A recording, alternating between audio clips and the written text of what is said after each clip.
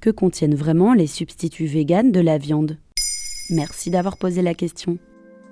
Vous avez peut-être vu les publicités de lardons ou bacon vegan, ou même des hamburgers végétariens de Burger King. De plus en plus de Français se préoccupent de réduire leur consommation de viande. D'ailleurs, le GIEC conseille de privilégier la volaille et de limiter les autres viandes à 500 grammes par semaine.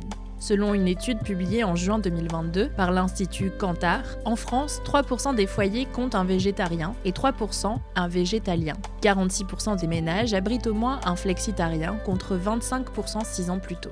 Mais problème, nous sommes encore nombreux à adorer la viande. C'est pour ça que le marché du simili-carné est en plein essor. Avant la pandémie, il n'y avait guère que l'américain Beyond Meat, mais maintenant, on trouve 150 références proposées, à 40% par des marques étrangères et à 60% par des franco-européennes. Ce sont des produits 100% végétaux, sources de protéines et imitant très fidèlement la viande. Mais vous vous demandez peut-être s'ils sont bons pour la planète et la santé.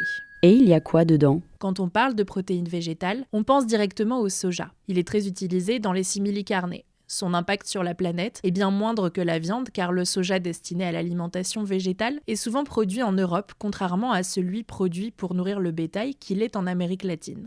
Il y a aussi le pois chiche, le gluten, les légumineuses, le blé, mais le magazine 60 millions de consommateurs met en garde sur leur qualité.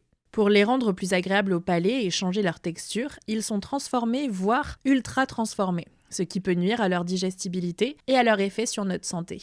Comment ça ? Pour imiter la viande, on ajoute plein d'ingrédients comme de la betterave pour le juteux et la couleur, ou des fibres de bambou pour la texture. Mais la majorité du marché du simili-carné est détenue par des géants de l'agroalimentaire. Et les industriels ne lésinent pas sur l'apport en gras et en sel pour améliorer la texture et la saveur. Huile de tournesol, de colza. On trouve environ 12% de matière grasse dans les steaks végétaux et 1,1 g de sel. Un peu moins dans les dites galettes, mais c'est déjà beaucoup. Et puis, il y a des additifs. La méthylcellulose, le E461, un épaississant qui peut causer des désagréments intestinaux, et puis des résidus de pesticides comme les pyrétrinoïdes, des molécules à l'effet neurotoxique. En résumé, il faut faire attention aux étiquettes. Plus la liste des ingrédients est courte, et plus ces ingrédients sont faciles à identifier, mieux c'est.